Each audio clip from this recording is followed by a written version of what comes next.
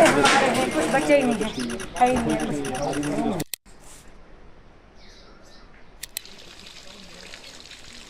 जम्मू कश्मीर के सरहदी इलाकों में अब तक 12 शहरी अपनी जानों से खाक दो बैठे हैं, जबकि 60 के करीब ज़ख्मी हुए हैं और हलाक होने वालों में 4 बच्चे भी शामिल हैं। पत्थर के जब ये शेलिंग स्टार्ट हुई 3 बजे के करीब शेलिंग स्टार्ट हुई, तो पहले 1-2 शेल तो पार गए। हमने उसी टाइम समझ लिया कि यहाँ पे, क्योंकि हमने पहले देखी हुई है शेलिंग क्या होती है, तो शेलिंग से कितना बड़ा नुकसान होता है, तो हमने समझ लिया कि भाई हमारा एरिया टारगेट में है, इसलिए हम लोगों को कोई बचाव करना चाहिए।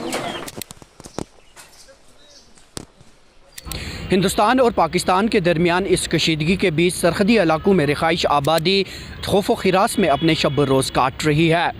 सरहदी तहसील करनाह में गुज़श्ता शब भी पाकिस्तान की जानिब से बिला इश्तियाल फायरिंग की गई, जबकि उड़ी से भी इसी तरह की इतलात मौसूल हुई हैं, जबकि पुंछ और अखनूर सेक्टर में भी पाकिस्तान की जानिब से बिला इश्तियाल फायरिंग की गई, जिसके नतीजे में कई रिहायशी मकानात को तो नुकसान पहुँचा है, साथ में जानों का भी ज़िया हुआ है। जो भी था हमारे पास सब जल के राख हो गया, कुछ भी नहीं बचा हमारे साथ। पहनने के लिए कपड़े, ये पहनने के लिए कुछ नहीं बचा है सर, कुछ नहीं रहा है हमारे पास। आप देख लीजिए सर, हालात तो हैं सर ख़राब, लेकिन हमारा भी सोचिए, कुछ इतना कुछ नुकसान हुआ है, पूरी उम्र लग जाती है सर ये बनाने में।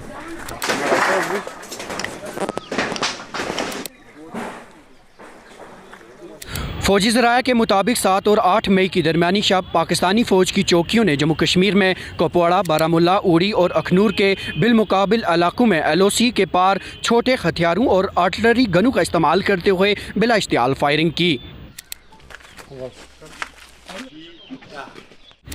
पुंछ सेक्टर में इस फायरिंग के नतीजे में अब तक 12 आम शहरी हलाक हो चुके हैं, जबकि दर्जनों ज़ख्मी हैं और जिन्हें इलाज के लिए अस्पताल मुंतकिल किया गया है।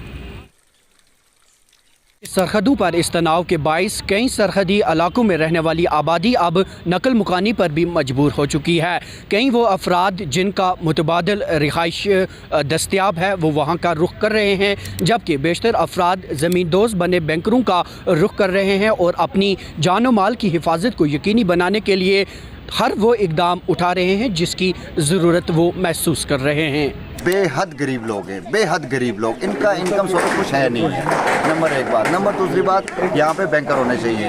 आज तक 98 से लेके आज तक हम लोग ये कह रहे हैं कि हम लोग भी LOC पे रहते हैं, हमें भी बैंकर होने चाहिए, लेकिन किसी ने बैंकर नहीं दिए।